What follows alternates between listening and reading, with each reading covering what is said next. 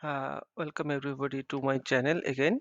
Today I am going to show an ECG signal classification. This video will help the researcher who will interested to work on the ECG signal classification at primary level.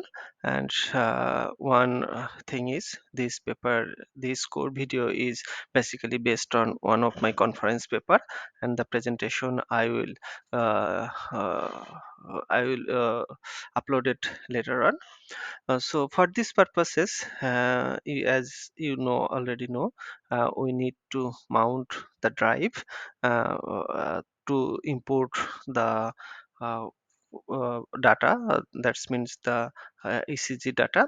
So in this work, we will use the CSV file that will freely and open access for the researchers. And so once I finished this mounting the drive, the next step is to import the supporting file. So after that, this one is the basically the link of the data types. Here I have used MITBI's arithmania database. That one is freely accessible. You can directly download from here. So I have downloaded this file, and this file included two paths. One is for training, another one is testings. And you can see what is in the training database and what is in the test database by checking this command. Here we can see there are total 187 column, and here I show only 5 rows. That's been five type of category 0, 1, 2, 3, 4. That's been total 5 category. So in this work we will classify these 5 categories. So if you want to see the basic schematic diagram of ECG signal, then you can run this command. So this one is the ECG signal basics. Here the length 0 to 175. You can also display in another way by considering the equilibrium and based on the pie chart. This one is the pie chart. If you study the ECG signal, you will clearly understands what will. This is actually optional. If you but for explanation, you need to understand this one. But there is no relation with this one with the experimental work. So the next task is to the split the training and test dataset and the validation dataset. Here this command is basically used to training and test datasets by simply applying the splitting option.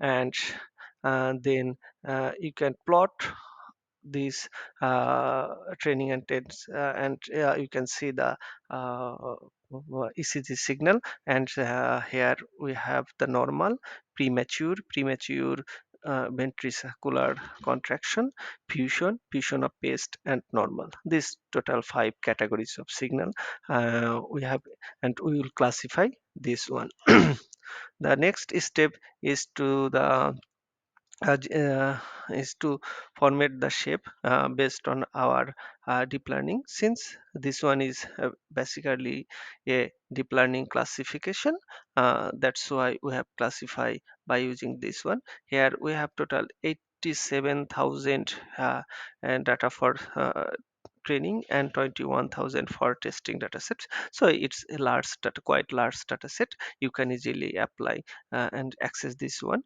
and easily use for your publication. But never forget to mention to refer my paper if you watch this video.